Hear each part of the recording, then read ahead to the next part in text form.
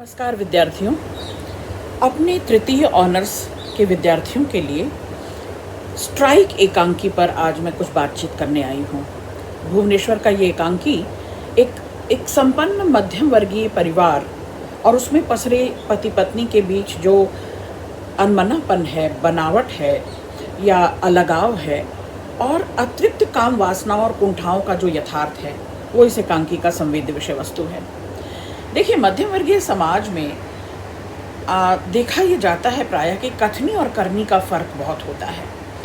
इसका सटीक चित्रण इस स्ट्राइक नामक एकांकी में भुवनेश्वर करते हैं। एकांकी का नायक पुरुष श्रीचंद अपने मित्र से अपनी पत्नी के संबंधों के बारे में बताते हुए कहते हैं कि अब ये मेरी दूसरी पत्नी है, हमारे बच्चे नहीं हैं, यानी इस पत्नी के कोई बच्चा नहीं है।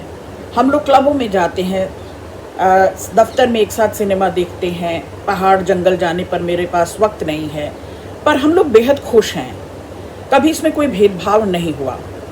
मैं कहना चाहता था कि दोनों ने अपनी अपनी जगह को समझ लिया है और वहाँ हम लोग अडिग हैं।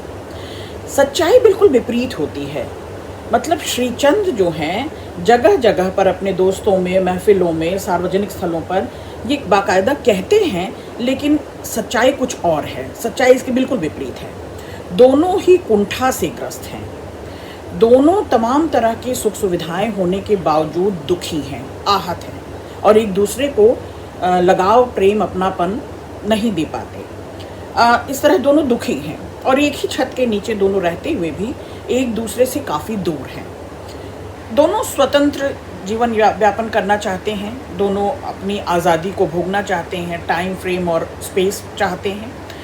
पुरुष को अपने व्यवसाय से फुर्सत नहीं है और वो अपनी पत्नी के साथ कहीं आता जाता नहीं। पत्नी उसके इस व्यवहार से आहत है।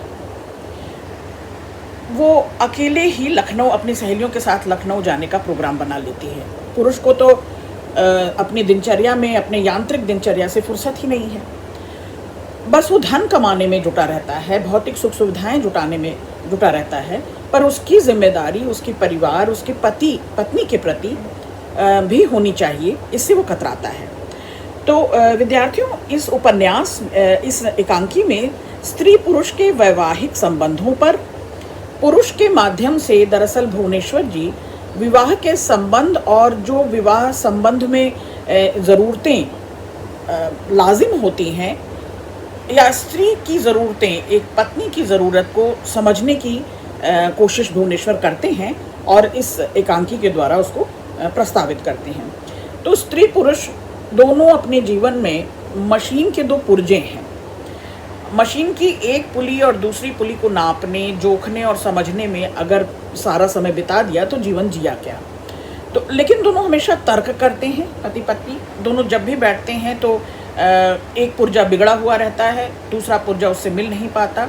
और ये पुरुष से कहलवाते भी हैं भुवनेश्वर कि शादी एक गहरी समस्या है, आप उसके साथ खिलवाड़ नहीं कर सकते। मैं पूछता हूँ, आप एक फैक्ट्री में तो हर तरह का विज्ञान, कानून, विशिष्ट जानकारी, ज्ञान लगाते हैं। क्या कारण है कि जीवन को ऐसे परमात्मा के भरोसे छोड़ दिया है, उसमें आदमी सस्ती से सस्ती और निकम्मी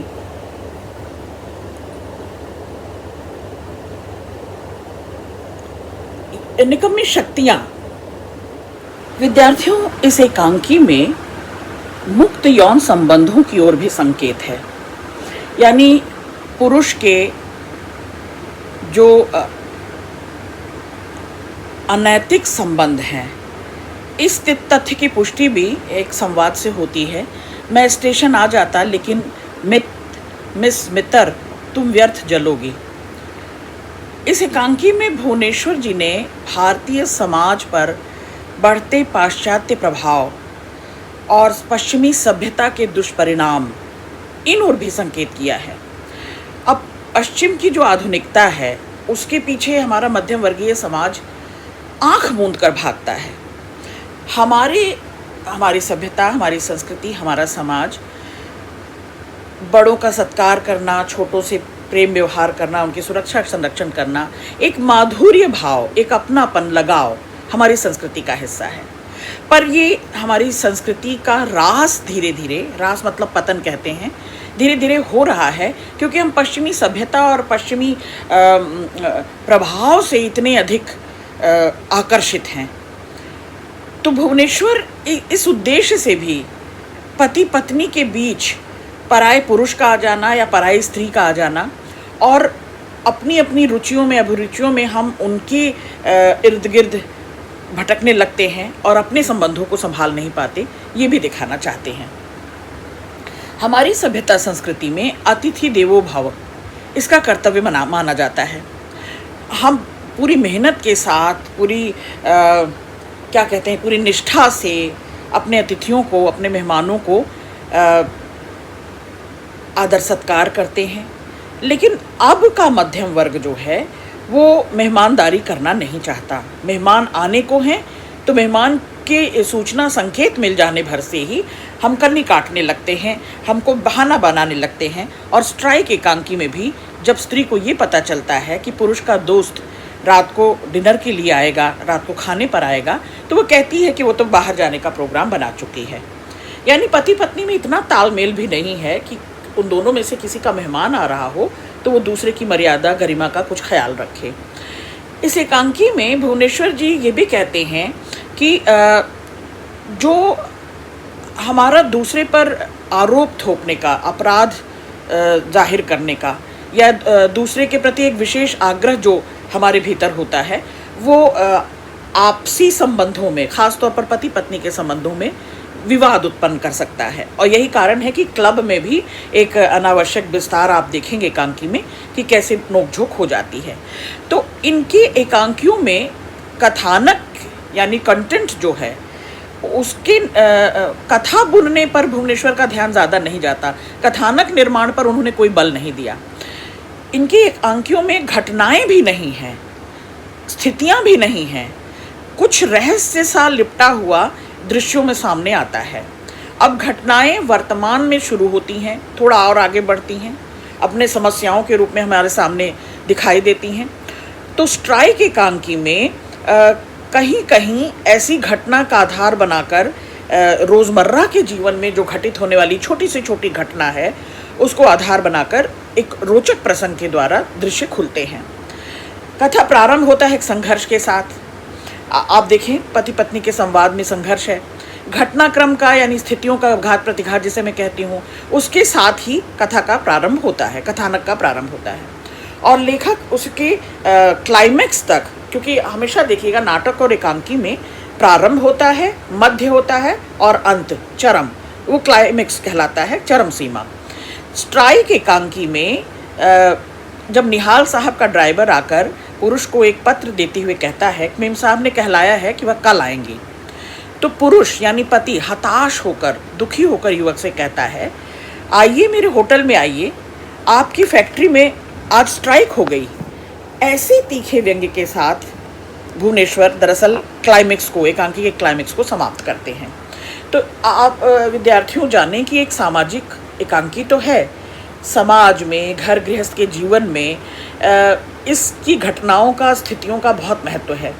पर पश्चिमी सभ्यता, पश्चिमी संस्कृति का प्रभाव हम पर इतना अधिक बढ़ता जा रहा है, स्त्री पुरुष के संबंधों में, पति पत्नी के संबंधों में, और उनकी गृहस्थी पर इसका बहुत प्रभाव पड़ रहा है।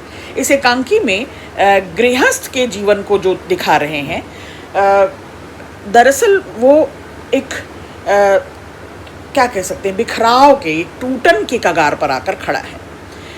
सामाजिक एकांकियों के कथानकों का मूल आधार जो है वो प्रायः संबंध होता है या स्त्री पुरुष का मनोविज्ञान होता है।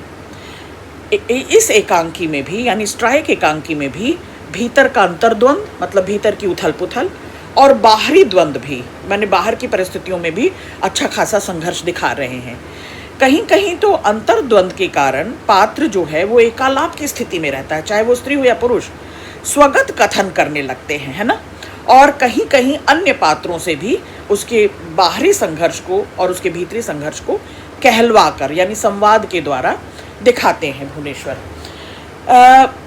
अपनी कहानी में एक अनवरत प्रक्रिया भुवनेश्वर एक सततता बनाए रखते हैं, और जैसे जैसे घटनाएं बढ़ती हैं, चाहे उसका वास्ता पुरुष से हो सीधा, भुवनेश्वर जी से ना भी हो, ड्राइंग रूम में बैठे हैं लोग, आमंत्रित मित्र की जीवन की विसंगतियों पर दार्शनिक ढंग से पुरुष वक्तव्य देता है, अपने कमेंट करता है। तो ये नाटक का जो कथा का ताना बाना है, भुवनेश्वर इसी तरह से स्थितियों और घटनाओं से करते हैं। इनकी एकांकियों में कथा वस्तु बहुत समतल, सपाट, बल्कि कहेंगे बड़ी सहज पारदर्शी है। कोई घुमाव नहीं है, कोई बनावट नहीं है, मतलब कोई उलझन नहीं है। कथानक अपने आप खुलता है। संवादों में भी जो क्रियाकलाप हैं, जो आपसी पात्रों और चरित्रों में संवाद हो रहे हैं, वो भी उसके मोटिव को सिद्ध करते हैं, व्यक्त करते हैं। इनके नाटकों की कथा वस्तु बड़ी साधारण होती है, साधारण सी कथा होती है, लेकिन साधारण सी कथा के जरिए असाधारण बात कहना भुवनेश्वर को आता है, गूढ़ गंभीर गहरी बात कहना भुवनेश्वर को आता है। तो उनके एकांकियों में कथानक एक ऐसे कॉम्प्लिकेटेड क्या कह सकते हैं, एक यौन कुंठा को लेकर, मुक्त यौन संबंधों को लेकर, विवाहेतर संबंधों को लेकर, पर्सनल जो रिलेशंस होते हैं, जिसे कह सकते हैं वैयक्तिक प्रेम हो, या नारी की आज़ादी, स्त्री की आज़ादी, उसकी स्वतंत्रता, या पति पत्नी के बीच में जो उलझन बढ़ती जा रही है, मनमुटाव बढ़ता जा रहा है, इन सभी मूल्यों को इस एकांकी के द्वारा भुवनेश्वर व्यक्त करते हैं। अब रंगमंची विधान देखिए तो एकांकी में पात्रों की संख्या बहुत कम होनी चाहिए।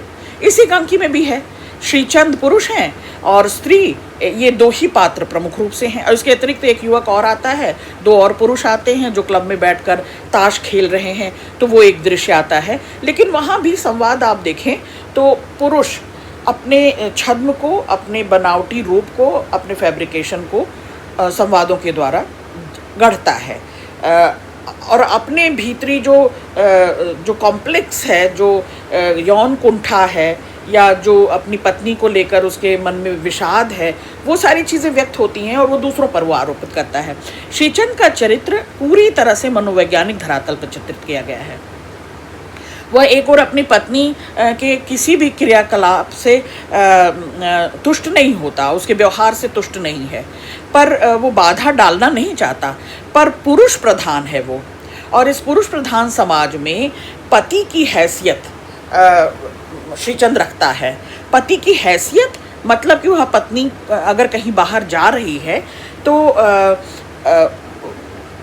उसकी मंशा ये है कि सब कुछ बता कर जाए, कहाँ जा रही है, किसके साथ जा रही है, कितने दिनों के लिए जा रही है, यानी उसकी व्यक्तिगत स्वतंत्रता जो है स्त्री की बाधित है। ये एक पुरुष सत्तात्मक समाज में बहुत बड़ी स्वाभाविक सी बात है।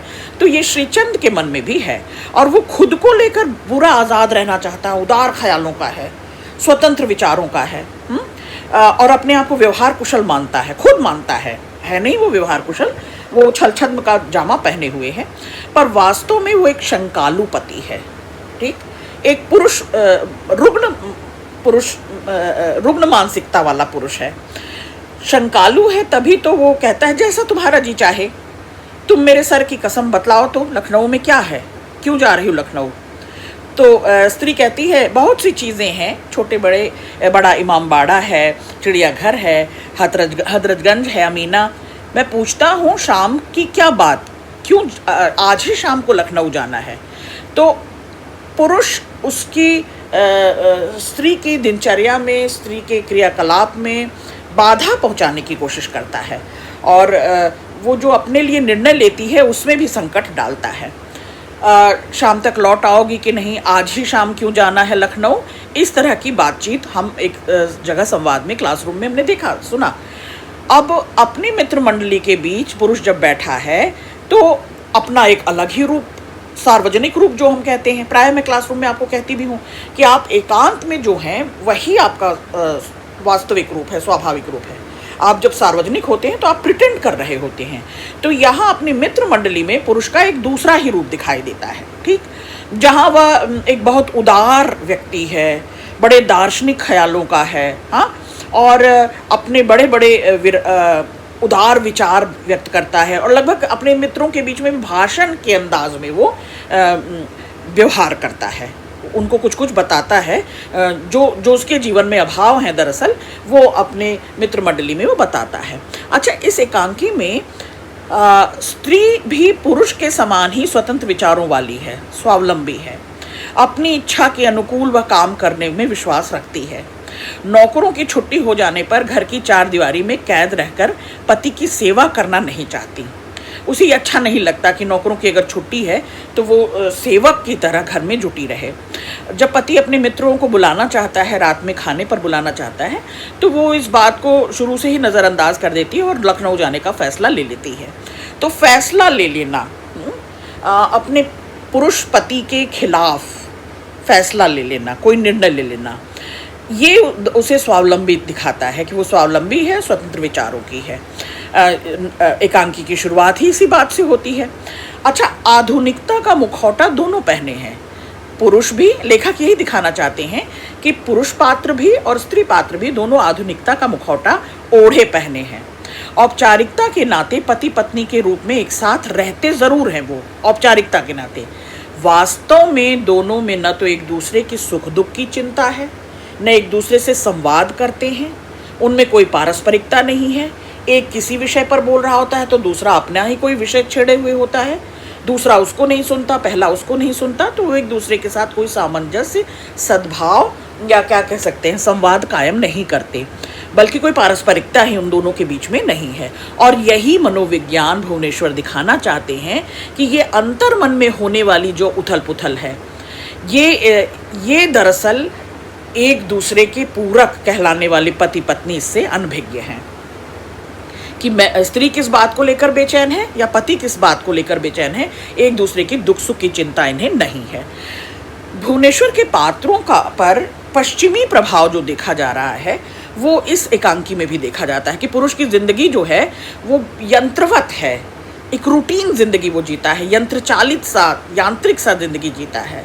हर काम को करने से पहले हाथ में घड़ी लेकर इतने बजे से इतने बजे तक, इतने बजे पहुंच जाओगी, इतने बजे पहुंचेंगे, तो एक घड़ी लेकर हर मिनट और हर सेकंड का हिसाब वो लगाता है। ऐसा आपने संवादों में भी देखा था कि तुम जेब से वो घड़ी निकालता है और पोंछकर कहता है इतने बजे 10:15 पर तुम यहाँ पहुँच जाओगी, 10:25 पर यहाँ आ जाओगी, कार पंप पर छोड़ दूंगा, तुम्हें कोई ले लेगा। ये सारा प्रभाव जो है, फैब्रिकेशन जो है, दरअसल उसे यंत्र चालित दिखाता है कि वो बड़ा यांत्रिक जिंदगी जीता है, कोई सरस जिंदगी नहीं जीता।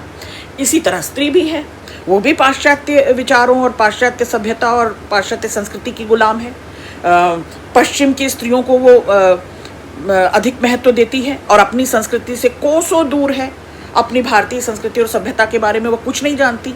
उसे अपने पति की कोई चिंता नहीं, घर परिवार संबंध की कोई चिंता नहीं, रात में मेहमान आने वाला है इसकी उसे कोई परवाह नहीं। वो तो निहाल साहब के ड्राइवर द्वारा अपने न आने की सूचना भिजवाकर अपने कर्तव्य से मुक्त हो जाती है। अंत में डॉक्टर सिद्धनाथ कुमार के अनुसार इस एकांकी पर जो जिन्होंने टिप्पणी की है, उनके अनुसार इस प्रस्तुत एकांकी के पात्र सरल और सुलझे कहीं नहीं हैं, पारदर्शी नहीं हैं, बड़े जटिल और कहीं कहीं तो वो कृत्रिम लगते हैं, फैब्रिकेटेड लगते हैं। लेखक भुवनेश्वर की ये विशेषता है कि वे जटिल पात्रों को भी कितने रोचक अंदाज से, कितने आकर्षक रूप में हमारे सम्मुख प्रस्तुत कर देते हैं। तो इस नाटक में हर पात्र एक मानसिक बीमारी से ग्रस्त है, एक मानसिक गुत्थी में, एक मानसिक उथल पुथल में लिपटा हुआ है।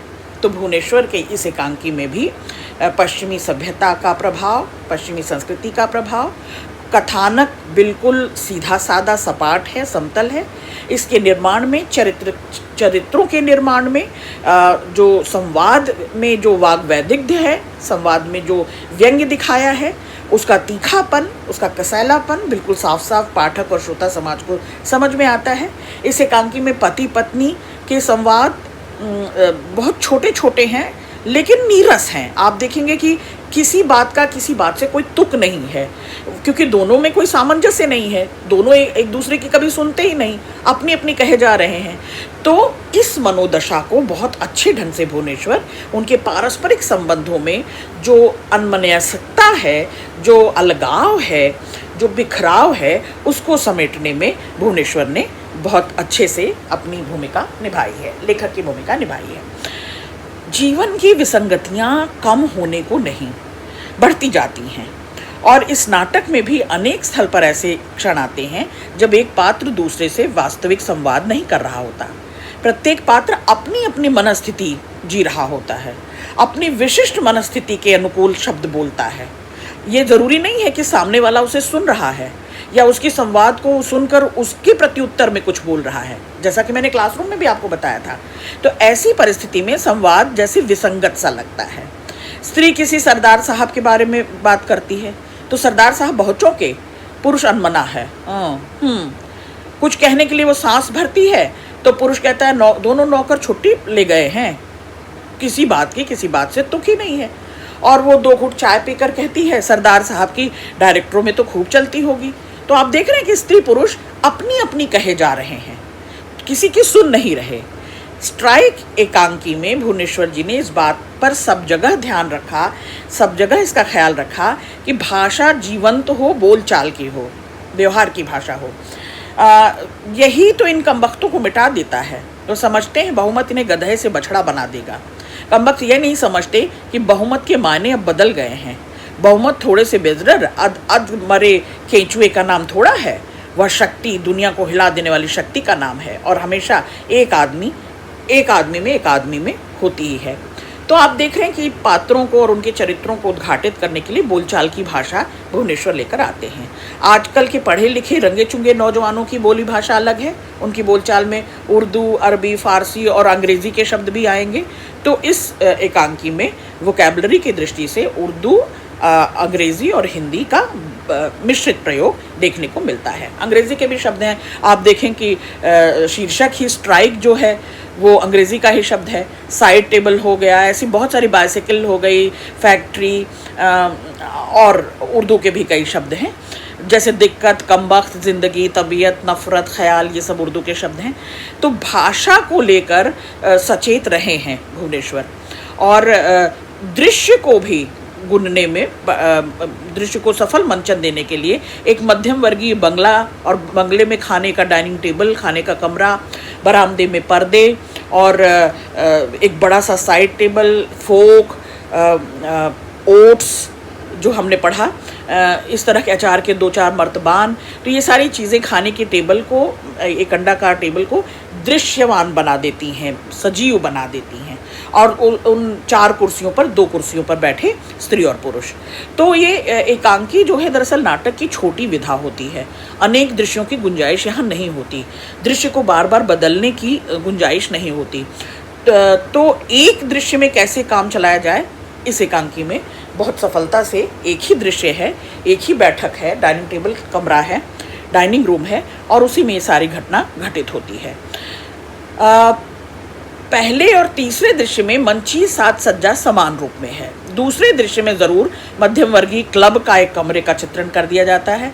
कुर्सियाँ तितर बितर पड़ी रहती हैं, मेज पर एस्ट्रे होता है, सिगरेट से भरा हुआ, जली हुई बुझी हुई सिगरेट से भरा हुआ।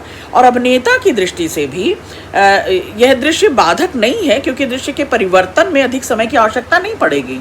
बस कई मेज कुर्सियों को दिखाकर क्लब खाना दिखा लिया और एक डाइनिंग टेबल और 4 कुर्सियां रखकर घर का ड्राइंग रूम या घर का डाइनिंग रूम बना दिया। तो ये हम अंत में कह सकते हैं कि एकांकी अपने एकांकी कला दृष्टि से संपूर्ण रूप से सफल है, सार्थक है। भुवनेश्वर के पास राख को विभूति बना देने की विरल कौशल है। यानी बेकार निरर्थक पड़ी हुई चीज़ों को भी अपनी बड़ी कुशलता से, दक्षता से जोड़कर कुछ बना देते हैं, कुछ सार्थक बना देते हैं।